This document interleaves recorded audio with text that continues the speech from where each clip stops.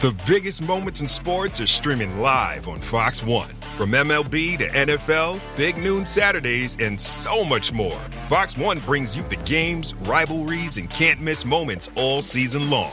And it doesn't stop at the final whistle. Catch highlights, expert analysis, interviews, and the stories behind the biggest moments in sports. Watch live or on demand, at home or on the go. Stream Fox Sports on Fox One. Download the app today. I see you. Avatar: Fire and Ash is now streaming on Disney+. It's the film critics are calling the best Avatar yet. Yeah! Go, go, go, go! A true epic and completely jaw-dropping. This is the only pure thing in this world. Return to Pandora on Disney+. It will be an adventure for the whole fam. And watch the Oscar-winning phenomenon at home. This is sick! Avatar: Fire and Ash, now streaming on Disney+. Rated PG-13. 39 days until kickoff, guys. How you all feeling? I'm excited. Doesn't sound exciting. How about this? 39 days might be too far in the distance for you. Less than 24 hours until there's some football on TV. Now, how do you feel? I can't wait. Can't wait. Pickett versus who? Teams aren't all that appealing, but yeah, it's football. That's what matters. It's football. Yes. Even if it's training camp football, we enjoy the grand old American football, not that crap. Not the football. Not that's what everybody was lying about that they was into, with Infantino and all the rest of them. Have you seen where FIFA promised each team that hosted $1 million and they have yet to pay? No, I haven't seen that. There's been a different scandal with FIFA this week that's been crowding the news. What you saying, Dave? Does not surprise me. They are a very, very, very corrupt organization. But so it didn't shock me that they can't pay their bills on time. Yep. It also doesn't shock me that Infantino was trying to sell a quarter of FIFA to somebody else who famously doesn't pay their bills on time. So again, back at it. Not real football, and they do pay their bills. You got to, because in this country, you got to pay people to do the work. And right now, as we said, less than 24 hours, we will have some actual real football on our TV screens for everybody to enjoy. But for this show, it's an NFC show. Let's get right into it. Camp. We are in the thick of it. We were 10, 11 days into camp right now. Day 7 for us. We've all put on pads now. So let's kick it off. Let's start with Detroit Lions, the team who finished last in the division last year. What are your updates from camp? How are you all feeling? What's going on up there in Detroit? Any injuries? of course there are injuries. Kirby Joseph has been getting some sideline work. Obviously, he's still on the PUP list as we speak. Still not looking good for week 1, but I mean, he is active. He's moving around. He's just not fully practicing. We did get some good news regarding Brian Branch, who could be back to practice by the beginning of September, I believe, which is quite a bit ahead of schedule from what we might have expected or anticipated. And, which means that he could possibly be playing by the end of September. So that's definitely encouraging to hear about. But outside of that, we do have a couple other guys that are banged up. Jimmy Rolder is out for the foreseeable future with a leg injury.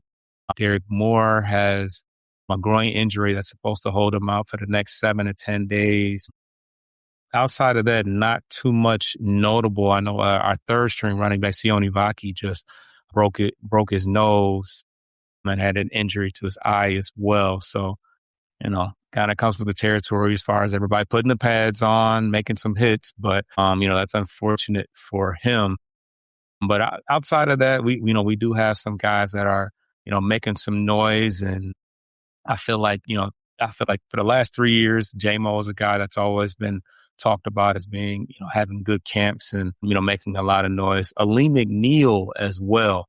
Now, he came back he had a shortened season last year because he injured himself towards the tail end of 2 years ago. So, it's good to see him back out there and, being disruptive in the middle. He, parted ways with DJ Reader. So he's going to be instrumental in, kind of holding things down and showing the way for Tyleek Williams, who's heading into his second year We also, Lee McNeil also got a pretty hefty paycheck right before he got hurt as well. Outside of that, Nick Whiteside is having a good camp thus far. He's fighting for that cornerback position opposite of DJ Reed. Sam Laporta has been a full participant, fully healthy and ready to go. You already said it. You talked about somebody's money. And I think even though you did pepper us with all the other things going on and Raymond on the PUP list, which is important. It's important. He's supposed to be a very critical part to your team. But I think all eyes is on Mr. Jahmyr Gibbs, especially with the pressure being on what happened in Atlanta the other day. Dave, what happened in Atlanta the other day? There was an extension. And it happened to go to their running back, and it was a hefty one. Now, Jahmyr Gibbs, they've been waiting for weeks.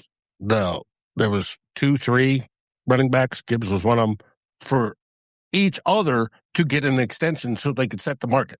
And Gibbs is still waiting. You saw that number, Foster? I did, yeah. 25 million AA. 20. No. Is it 25 million or is it 22 and a quarter? I think it's 3 years, 75. Yeah. That's the total. So yeah, 25 million. Not all of it's guaranteed, but yeah. It is a big number for a running back. But, Bijan Robinson, Jahmyr Gibbs, those are those special type of running backs. Not those other ones, not the other farts. You would get nothing. Bijan and Jahmyr, they are a different breed to keep it in that type of vein. But what specific number is Jahmyr Gibbs looking for? I don't know if that's been reported, but what would you think? What number would you think is fair for Jahmyr Gibbs, Foss? I mean, before Bijan got paid, I think the number that was floated out there was somewhere in the range of $20 million. Obviously, with Bijan Robinson setting the market, normally they tend, once that happens, they tend to get paid just a hair above what the last guy got. So, kind of unfortunate that they beat us to the punch or got that out the way. But he's still holding in, and I mean, technically he's under contract for the next 2 years. He picked up his 5th-year option next year, and then people have talked about the fact that even beyond that, you could franchise him and stretch it out even further, and utilize the remainder of a lot of his prime, because once they mathematically what they've said is once they hit that 28 28-year-old age is when they start having their deterioration. So there's really no rush, but I mean they're in good standings with Jahmyr Gibbs, and I'm assuming they want to make sure that he feels content and good. He's got the lane is free for him. He doesn't have that running back by committee situation that he kind of had last year. So I'm assuming they want to make sure he's straight and good to go. Last thing on this, there has been a little bit of talk. I've looked at it around some of the Detroit bloggers and some of the conversation in some of the national media. There's been a quiet conversation about what the Lions can do to kind of speed this up. And I'm not talking about just paying them or just getting a contract that Jahmyr Gibbs will fall over himself to sign. There's been little bit of talk about suspension for detrimental team conduct detrimental to the team. Just as an apple in front of the cart. Have you heard that? By the look on your face, you haven't heard that. You have not heard that. That is pretty aggressive there. What, for just holding in? Yeah. I mean, I know the CBA doesn't specifically say that you have to actually do stuff when you come to camp. You just have to be at camp. And that's been the union's, I guess, their get back. We'll show up, but we just won't do anything. However, the definition for conduct detrimental is very broad. The team can define that however they feel like. Has Dan Campbell spoke on this? I think I may have heard something, but it was kind of a very generic, nothing that led you in any particular direction. They, say that we love them. We're in, we're in discussions, and we'll just see what happens.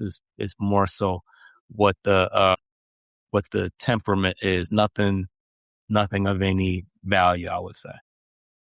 Okay. I think he would need to pull like a TJ Hawkinson and suddenly get an ear infection. That's a smart move. Speaking of contracts, there has been some contract talk over here in Chicago as well.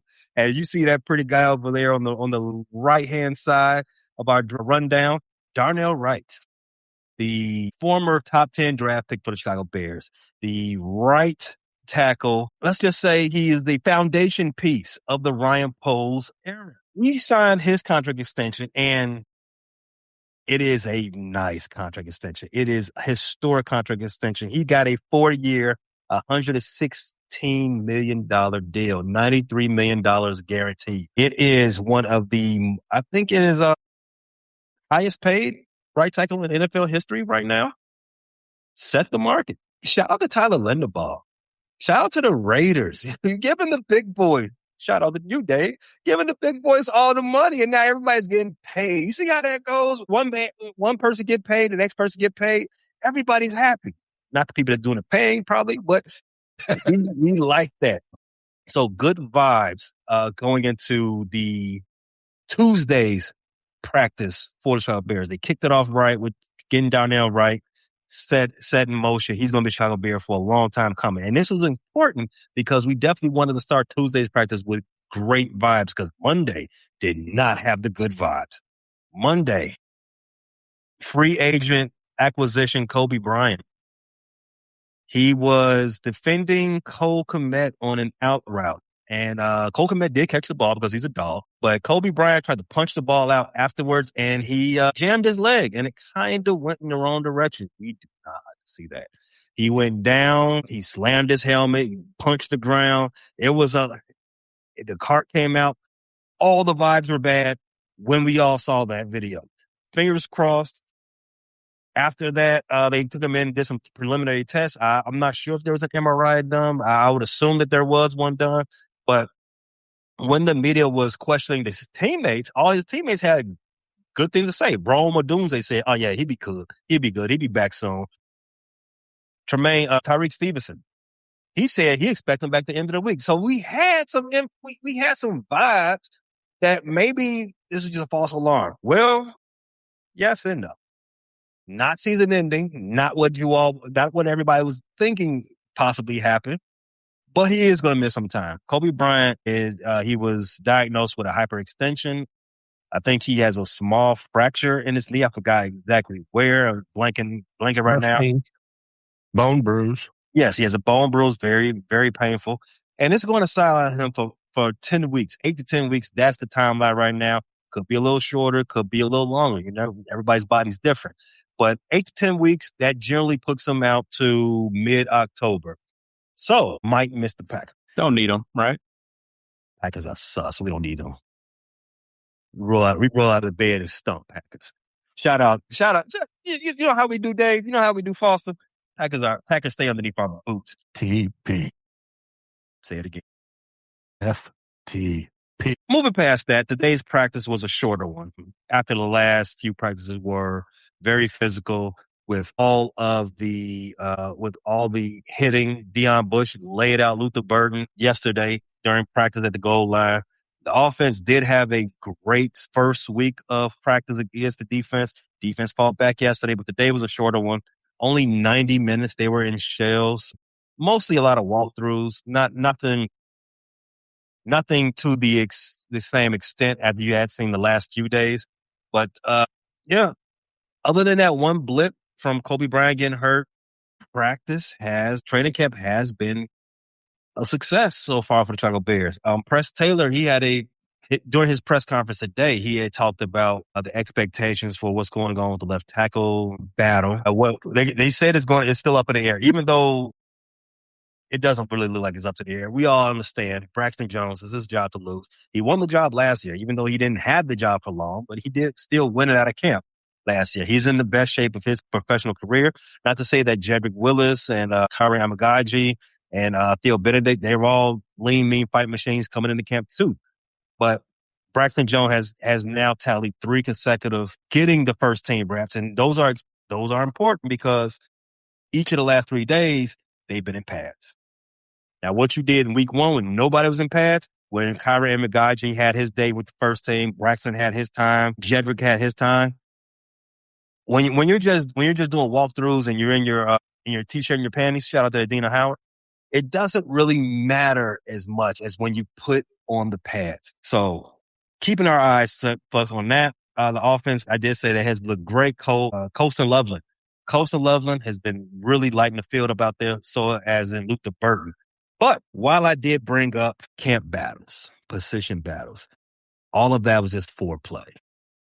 Sure was. We're going to talk about Green Bay Packers next, right?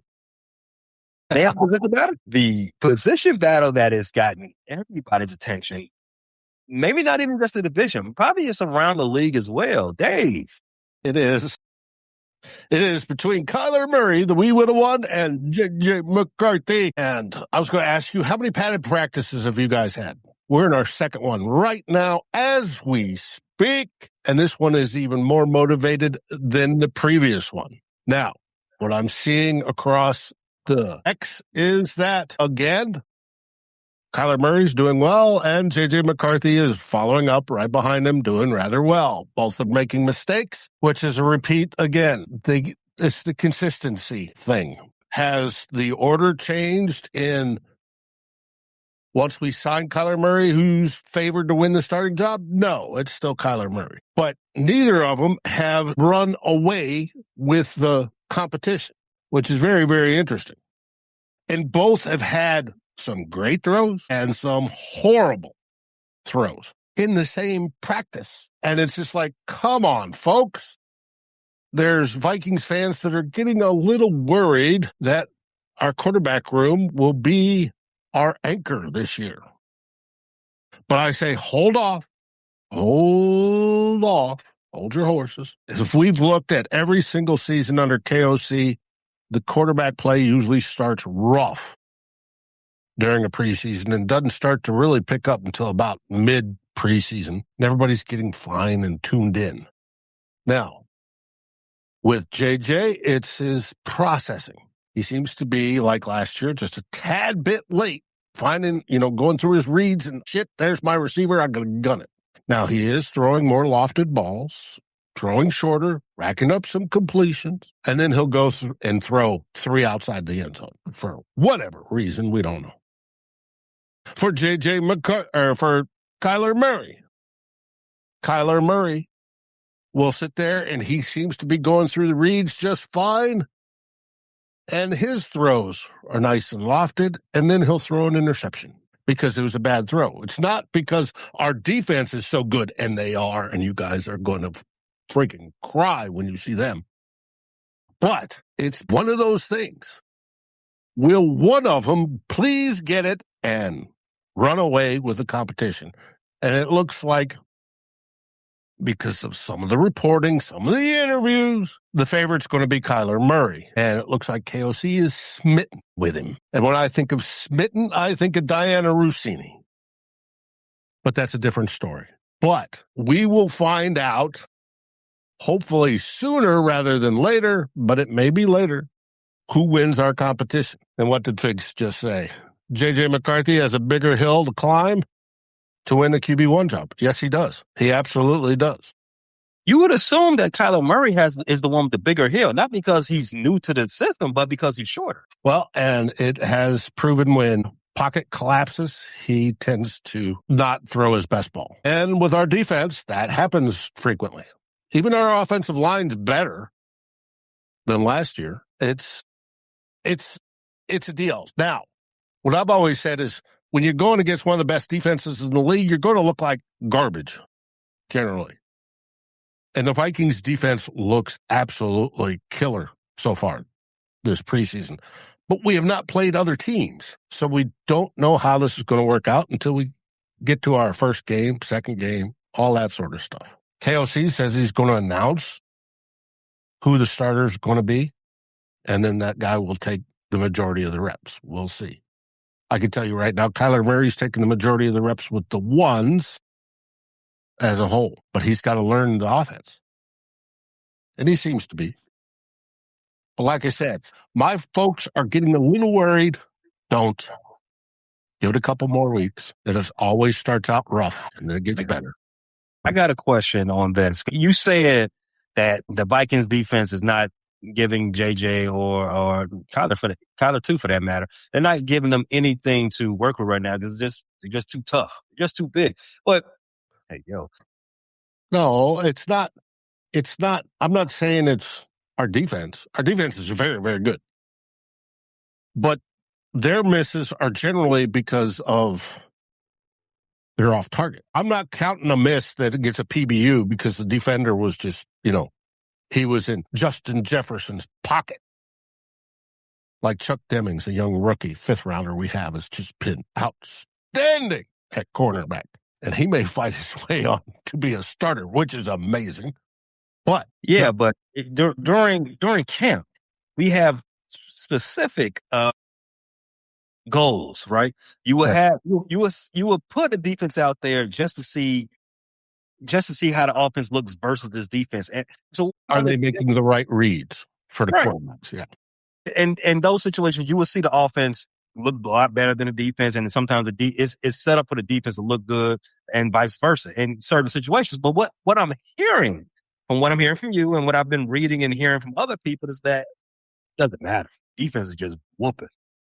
Mm-hmm. They are, but they're whooping when they're not even out there. We had both Kyler Murray and J.J. McCarthy miss throws on when they were working with the receivers on air against no defense. Well, that's good news for Detroit Lions. I mean, they don't really have a lot of secondary people, so there's some warm bodies out there. Now, it's like I said, my folks, including myself, need to calm down just a little bit, let it roll. They'll get into it here in a couple of weeks. They'll be fine, and we'll be fine. Now, we want to talk about injuries. I did want to talk about contracts next, because that is a theme we got going here, Camp, contracts. You all are looking at the market too, because you all do have somebody who is up for an extension, up for his 5th year. So over there, all the way to the East Coast, you got Baltimore, right? Zay Flowers, fantastic player. They call him what was it? Juke stick or whatever do you want to call him? I forgot what his nickname is. He signed a 4-year, $140 million contract extension. How does that impact what's going on with you all's negotiations with Jordan Addison? Well, one, we've got 2 years of control with Jordan Addison. He's going into his 4th year, and then we've already picked up his 5th year on his contract.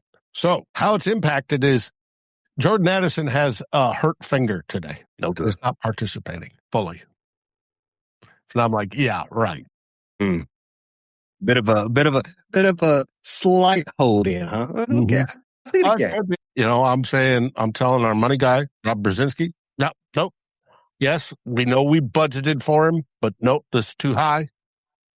Ty Felton is making his 2nd year push, and he had a heck of a catch here a couple days ago in the end zone, one-handed grab over the top. Is beautiful. I'd say no, because you're looking at $35 million per. Heck, Justin Jefferson gets paid $35 million per on his extension, and his was the highest a few years ago. And he's going to want upped, and it's just, I almost think it's not worth it for a wide receiver too, which Jordan Addison would be, when you can get wide receivers in the draft. Good ones. Use that money elsewhere. Hey, we may need it for a free agent quarterback next year. Who knows? But he's locked in for this year. He's locked in for next year. Let him ride it out. But I'm not Rob Brzezinski, and I'm not the Wilfs. And they may, say, we love him, so give him the money. And I don't think it's a good idea, personally. But, hey, he's a good player, without a doubt. One of the best wide receiver 2s in the league. He'd be wide receiver 1 probably on half the teams. Yeah. I mean, granted, he's not suspended. Granted, yes. He doesn't do anything stupid off the field. Yeah, like getting the driver's seat. Yeah, exactly. Uber, my boy.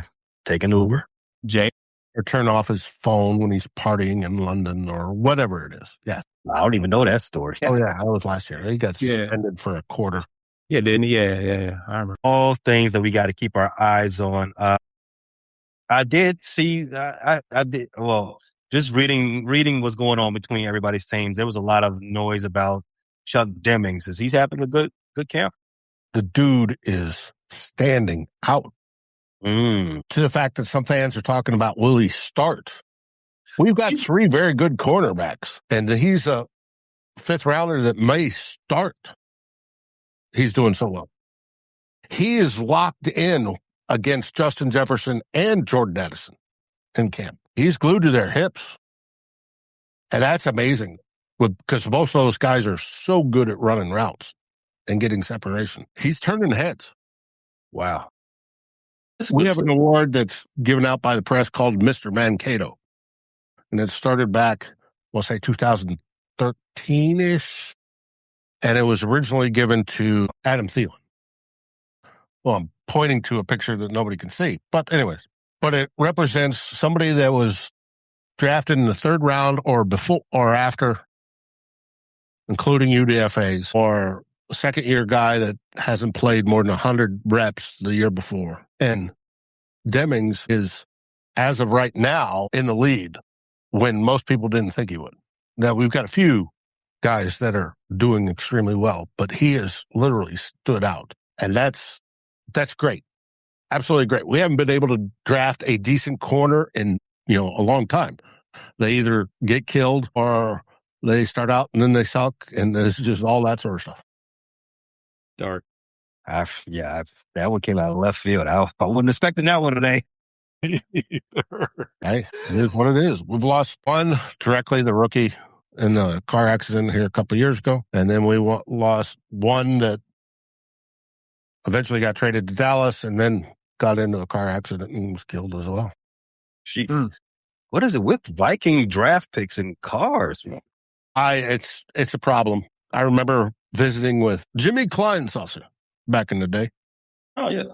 And they were talking about cars, and he was like, I don't know why the Wilfs pay for us to be chauffeured around everywhere we want to go. Would they want that?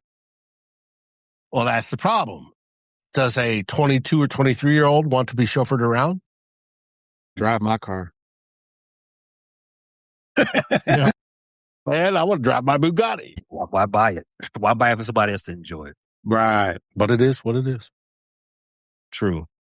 All right. So thanks a lot, guys. That was our first half of our NFC North training camp roundtable.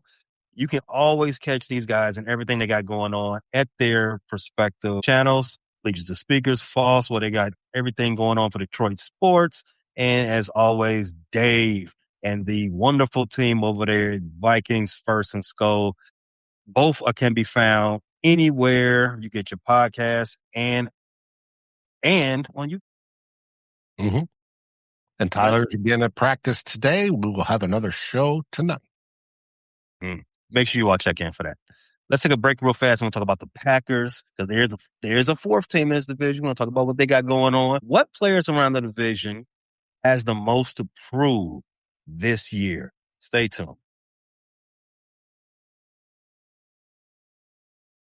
Stream the biggest moments in sports live on Fox One. The biggest names, the biggest games, the biggest matchups. Watch live or catch up on your schedule. At home or on the go, never miss a moment. All on Fox One. Stream now.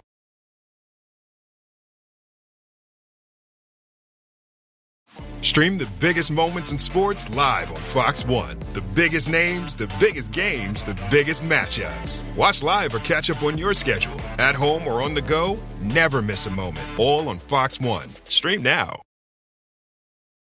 False, we were talking backstage about where the line for Millennial and Gen Z, where it begins, where it ends, and everything like that. Dave, same question to you. Do you all remember your MySpace handle? I never had MySpace. Never had a MySpace. What about you, False? Nah, I know I used to go on there because that's where everybody used to, who had music, that's where they used to advertise it. And so I had enough access to where I could get on there and check people's pages out. But I had a few things. I had the Crush Spot. I had the Black Planet. I had, the AO but I don't think I ever officially had a MySpace. Wow. Black Planet. That's a blast from the past. I missed that. But MySpace, that was where I first got into coding. Unbeknownst to me, I didn't sign up for any of this, but what you get on there, you got to learn how to do some little code to, put your top 7, put your top 8, throw your music back there, have a really raw background. The reason I bring this up is, I don't know if you guys heard the news today, biggest news in the world today right now, MySpace making a comeback. I say that all the time, though. Yeah, Tom is like Elon Musk, man. He just be saying shit. That looks like Windows 90 something. Dial-up noise. Yeah, it was a long time ago, Dave. No, I remember when MySpace was out there. I just never partook. Yeah. The reason I bring up MySpace, and it's on the way back, I wonder if Michael Parsons was on MySpace, because that might be the only way he can come back. As has been reported, Michael Parsons, the timeline from him, it keeps getting pushed back more and more and more. Now the timeline is looking more like week 9. He's standing 10 toes down. He's still saying, I'll be back by week 5 or week 6 is the latest. If you're a robot, if you're a $1 million man, hey, salute to you, get back. But that week 9, I'm more so think that week 9 fits better for you. How many games? You'll already have a game in with the Packers, Dave, right? Yeah, they're open against the Packers. Week 1. Bears play on week 5. Foster, when's the first game you all play the Packers? Ooh, that is a good question. How you go ahead? Your schedule memorized yet? Yeah, right. Trust me, folks, I don't either. But I do know we open against October 25th is our first game. Okay, so that might be right around that line, which Michael Parsons may or may not be back. So we might all get the Packers sans Michael Parsons. And if you all remember how Michael Parsons, the effect he had on that team immediately last season, it is a better version of the Packers to see them sans Michael Parsons. And we would like to continue that losing streak that they have sans Michael Parsons, because they haven't won since December 7th, and that is over 200. Yep, they went 0-5 to finish the season. Mm-hmm. Hopefully this one. Say it one more time, Dave. 0-1 for the Packers to start the 2026 season. Whew, that is a long losing streak. I love it for them. But they are in the division. They do have some camp stuff going on too. I'm hearing a lot of good things about one of their rookies, Brandon Cease, cornerback. He's the youngest player on the team. He's been locking down top targets like Christian Watson in one-on-one drills. He's turning a lot of heads, sort of like what's going on up in Minnesota. Jordan Love, he's one of his merging safety valves is was Matthew Golden. They're having a nice rapport from what I understand. And this is crucial in the development year because Golden is going to be looked to a lot to bolster what they got going on opposite Christian Watson. But yeah, the biggest thing happening with the Packers right now is, or not necessarily if, but when Michael Parsons, they can expect Michael Parsons back. I don't care if he ever comes back, if you ask me. But when he does come back, got another L for him anyway. Well, I'm seeing, too often when you come back from a torn ACL and such, even though you're back, you're not 100%. You're not 100% until the following season. Mm-hmm. And you know what? You're very vulnerable to get hurt again once you come back from your ACL. And it's always that opposite calf muscle. So it is a longer recovery process than a lot of people are aware of. I know because in the last, going all the way back to Adrian Peterson, freak of nature. Adrian was an absolute freak. That was very, very unusual. RoboCop, I call him, but he was a robot. He was not human. Going all the way back there, people have started to begin in the old medical advancements. ACLs are not that big of a thing. It's still are because, Adrian Peterson, he's like Rick Sanchez. He's more machine than he is human. No one else watches Rick and Morty with me. But I just want to point out that I'm not on the ambivalent side. And that includes Pat Mahomes, who is in camp right now. He's surprising to me. I didn't think he'd be back prior to November 1st either, but he's there. I saw a clip of him throwing the football in the back of his center's head. Are you sure it was the center, or was it Travis Kelce? No, it was the center. And he turned around and stared at him like, dude. Travis Kelce is looking like a center nowadays. Hey, he's married and well-fed now. Put it that way. Hopefully working on the first child, at least practicing at it. Sorry about that. Froze up for a second. But is it cold there where you're at? Thunderstorming, but not cold. Freeze pun. So, yeah, I don't know. These ACLs and everything like that, you will be healthy when your body says you need to be healthy. But Dave. Hey, I can give Christian Darrisaw from last year as an example. Mm-hmm. He tore his the year before, and then last year he suffered and was limited on reps, and his knee would get sore, and he'd miss practice, and then he'd come in and he'd play some, and then he just wasn't right. No. Takes a while. Yeah, whereas this year he's back to his dominating self. Speaking of domination. So there are, with every season, you're going to have players that need to make a name for themselves, and there are also players who've already made a name for themselves, but they need to reprove some things. Dave, since we're waiting on Foster or June, one of the two from Detroit, Dave. We missed them last week too, if you remember correctly. Yes, we're pulling double duty. They were the runners. They would bring out the rear in the division last year. So I mean, we used to carrying them. Yeah. But Dave, players that need to make a statement, players that need to make a bounce back. Who do you think on the Vikings that fits that title? Who I want to see is TJ Hawkinson at tight end. I want to see him step out and be better. I want to see J.J. McCarthy take the next step, but we'll see. I want to see Kyler Murray take the next step.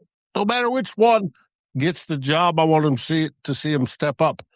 And who knows, both of them might be playing this year because they both have injury histories. It's going to be interesting to see which ones are going to do that. Now, as far as who we need to see, I want to see the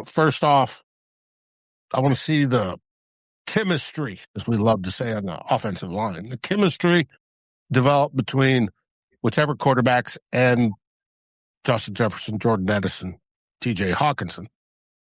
I want to see the O-line gel into what I think it can be, which is a top 5 O-line.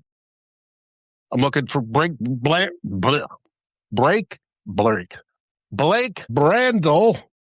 not enough scotch, to get over his snapping yips. He had yips a couple days ago in practice, but he hasn't had them since. He got a nice sort of love story from our previous center saying Blake really calls the formations better than he did. And our previous one was an all-pro. So it's a good thing. I want to see all that come to fruition. Now, on the defensive side, I want to see Caleb Banks, how he looks, because so far in camp, he looks great. Mr. Turner, Dallas Turner, so far in camp, he looks great. Chuck Demings, I've already talked about. And then there's our rookie linebacker, Jake Golday. Now, he made a difficult day for J.J. McCarthy the other day. He tipped a pass, which was intercepted by Cashman. But he's the one that, when we drafted him, they're going to groom him for Van Ginkel's role because he played edge a bit in college. And it was like, no, we're going to put him in inside linebacker. And he's at inside linebacker. But he was told by Brian Flores to learn all 7 positions in the front. And you know what? It looks like he has. Not only inside linebacker, but he's learned what everybody's doing on the front line, how the line is configured. And he's also done some things much like Van Ginkel. Now, will he take the Van Ginkel role? I doubt it. I suspect he's going to eventually take Cashman's role. But he has been a standout so far as a rookie. We may have 4, 5 rookies that earn significant playing time on the defense because of this draft. And that's amazing. You got Caleb Banks. You got Big Citrus Dominique Orange, who's looked good, and he's gotten push in training camp so far. You have Jake Golday. You've got Chuck Demmings. And we haven't even talked about Jacoby Thomas, who hopefully will step in eventually at safety. But that's out of all those names, Dave, who has the most to prove this year? The most to prove? It's got to be our quarterbacks. Which either one of them. They both do. Highlander. There's only be one. Only be one. It's going to be Kyler Murray. I agree. I agree. Kyler Murray has the most to prove this year. I mean, J.J. McCarthy, he's still a babe as a professional. Right. And we've got him under control. And we could take his fifth-year option if we needed to. I don't know that he's going to earn it, but we've got him under control. It's not a big issue, unless he starts throwing a fit and wants traded. But right now, he's under control. He'll probably be the QB 2-ish. We got Carson Wentz.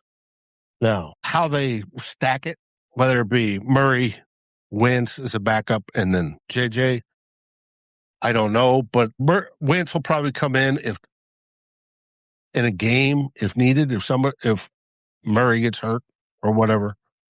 And then the next week, we'll see JJ as a starter. Wentz is sort of that, I can win you half the games sort of quarterback in the middle. But he's trusted, but he's never going to be the starter, I don't believe. I would argue that about him being trusted. Well, by our coaching staff, put it that way. Okay. All right. They may put some trust in him, but based on what we've seen out of Wentz the last 7 seasons, don't think there's much trust to go around from Mr. Carson Wentz. Well, he's got a little bit under a 500 win record. So, and for a backup, that's what you're hoping for. But I would want to keep him the furthest away from ever taking a snap from my team. Hey, hopefully Kyler Murray and J.J. McCarthy stay 100% healthy all year long. Yeah, back to the question. Kyler Murray, I agree with you. Kyler Murray had the most to prove out of anybody in the Vikings roster. He was at one point, he was one of the highest paid quarterbacks in the league, right? He was a guy who was drafted very high. A lot is made number one pick. A lot of is made about him being a first round pick in 2 sports. The only reason why he's on another team, and let me go back to that. He wasn't traded. He was outright let go. Number one pick, somebody that was, once again, one of the highest paid players in the league, made Pro Bowls. But he was fired, like you said, Dave. He was fired, effectively fired, because they said, you don't have any intrinsic value to my team anymore. We don't. It's Cardinals, and they are horrid. They might be, but it does not change the perception of Kyler Murray, because there was no rush. There was no stampede to get him. He's been available for more than a year. And I mean, he's been on the trade block and no one's been rushed to get him. There was his injury concern. There was questions about him being durable. There's questions about his work ethic. Questions about he gave up, and he basically did. Wow, that's gamerist, hating on the gamer culture. But anyway, there's been a lot of questions and a lot of people doubting Kyler. So yeah, by far, he has the most to prove this season. For Foster, for the Detroit Lions, who do you think has the most to prove in 2026? We just get one singular person, or we get to throw a couple guys out there? Maybe if you want to make an argument, we do got some time to burn. Well, most of the guys that when I think of people, things to prove, it goes back to injuries and guys that missed a lot of time last year. So one that I kind of alluded to earlier was Aleem McNeil, who is now taking over as the top interior defensive lineman that's already been paid pretty handsomely. So he's definitely on the top of that list. Other guys, Ennis Rakestraw. Ennis Rakestraw was in that same draft class as Terrion Arnold when we doubled up at cornerback. He has missed the last 2 years with injuries, and he has not touched the field in the regular season. Maybe a couple snaps, but obviously with that, that big hole on the opposite side of DJ Reed, he's going to get a lot of opportunities. He's splitting the first team reps with Rocky Sin right now. So he's definitely somebody that he put on 10 pounds of muscle. He's actually been up to a lot since he hasn't been on the field. He had even went and I think finished his degree at Wayne State, which is a local college in Detroit. So he's been real busy getting, physically stronger and as well as academically. But outside of that, DJ Wanham, who is the free agent guy that we, initially he as of right now, he's the opposite edge rusher to Aiden Hutchinson. He's got some pretty big shoes to fill right now. Al-Qadim Muhammad, I think, had double-digit sacks last year. So he only had 3 sacks last year, and he's got Derek Moore, the rookie from Michigan, kind of breathing down his back right now. So I think that he definitely needs to prove that he can, step in and at least lead the way for the rookie. Because I think our highest ceiling would be, Derek Moore taking over at some point. But, Wanham is 28 years old and, hoping to prove that he's still got something left in the tank. He should at 28 for an edge. Yeah, he should still be, his best years, I think, were a couple of years ago, but yeah, he should be able to still, be able to produce pretty well. One of the comments question said, it's fine. One of the comments question is that you don't think Goff, I'm assuming, does Goff have a lot to prove this year?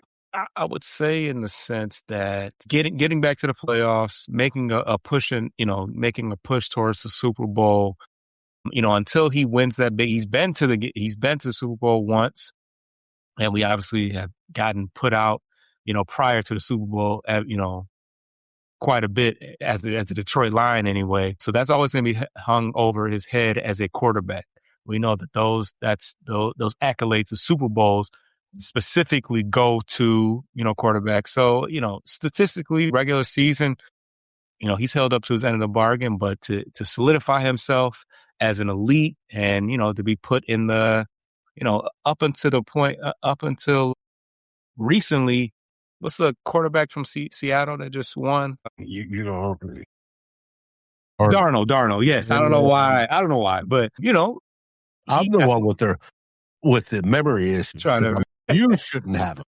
They go back to that Gen Z, but, or millennial, I mean. But yeah, but obviously him winning a Super Bowl has put him in a different class. He's looked at as there's only so much you can say about him now. So in order for Jared Goff to be held in that same regard, yes, I mean, there is something to be proved. But I mean, statistically, he's, 4,000 yards, that's almost a given every year for him. I'll agree. I don't think this conversation is really for Jared Goff. For the Bears. I got one question, though. Are you worried about Pacheco backing up Gibbs? Yeah, I mean, yeah. I am. I mean, there was definitely a sense of security in having, a pretty strong two-headed monster where it's like, although Gibbs, I don't think knock on wood, has never missed a game. I don't think. Uh-oh. Yeah, knock on wood, but word. But, I think a lot of people, I think the consensus is that Pacheco has definitely lost a step. And, beyond that, we have a very unproven, third string running back. So yeah, it's going to be pretty imperative that he can show that he still has something there. Now there's your question of, does he have something left in the tank? That would be him. I think it'd be all right. For the Bears, the player I think has the most to prove, I want to say Kyler Gordon so bad. But until Kyler Gordon actually comes to practice, actually suits up and is cleared from PUP and can string some games together, I'm going to leave what he can prove off the field. I'm going to need him to just get on the field, to steal a phrase from Ben Johnson. So for the guys that's out there, his running mate in the secondary, Jalen Johnson. You cited Jalen Johnson a couple of weeks back, Foster, as a guy you would like to have in Detroit. Well, yes, Jalen Johnson is very talented. And I do think he has something he has to prove.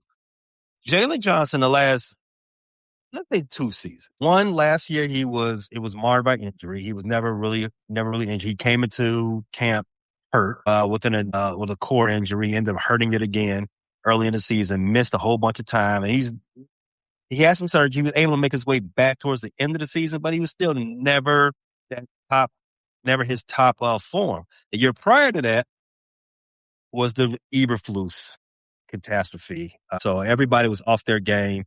Even him, even though Jalen Johnson, shout out to him, he was the guy that actually got the ball rolling, get Eberflus up out of here. Yeah, he's the one that called him out in the locker room after Thanksgiving game and said, "Hey, bro, we ain't listening to you no more. We tired of you. You lost us that game. You.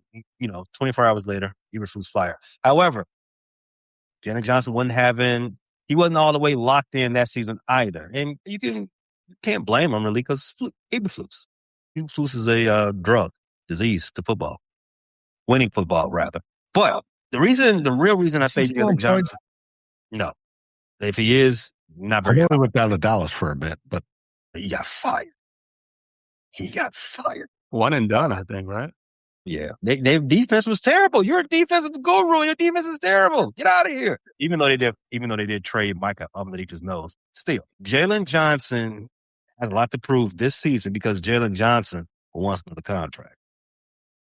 Jalen Johnson wants to get re-up. He did just get buried. I mean, everybody knows it's about wives. Wives love money. Bro wants to get a raise. Yeah, hey. We need to see a healthy, motivated, dedicated, locked-in Jalen Johnson in 2026. And we go, even though off field we want to do the contract, we need it for the on-field production as well. Can't depend on Kyler Gordon. Don't know who's going to be opposite of you. Either going to be Tyreek Stevens or is Malik Muhammad's going to take his job. We already down Kobe Bryant for the first 6 weeks or so of the season. And now the quote-unquote captain of the secondary is a rookie. Dylan Thieneman. Jalen, you're the best player in the secondary. You're the best player on defense. We're gonna need you to lock in, bro. A lot to prove this year. Dave, remind everybody you have a show right after this recapping today's events at training camp. Where is that going to be? It's going to be on Vikings First and Skull, our YouTube page. And then tomorrow morning it'll come out on the Believe Network's podcast feed. And you're on mute. Everybody make sure you do not miss that, because why would you ever want to miss anything that got going on over there at Vikings First and Skull? Check it out. Very good channel. I love it. One of my favorites in my top, is still another phrase from Myspace. It's my top settings on my YouTube subscription. Boss. We want to thank everybody for our views for Tyler being down at camp. They've skyrocketed, and we love you for it. We're getting close to or over 6,000, close to 7,000 views per raking it in practice show. False. I know, even though it's football training camp and your Tigers have ruined baseball for a lot of people that like baseball, where can they get any Detroit news or Detroit sports news coming from your channel? You can check us out at Bleachers to Speakers, and the Pistons are going to get going pretty soon. Not quite yet, but yeah, as of right now, it's a lot of training camp stuff. And if you are a Tigers fan, we also have another show or another YouTube channel, and that is Corner to Copa. And that is where we're keeping you up to date on everything Detroit Tigers baseball, post-trade deadline, and Tigers might make a little run despite trading away and ruining baseball. Tarek Skubal, all that good stuff. Definitely baseball. Corner to Copa, check them out.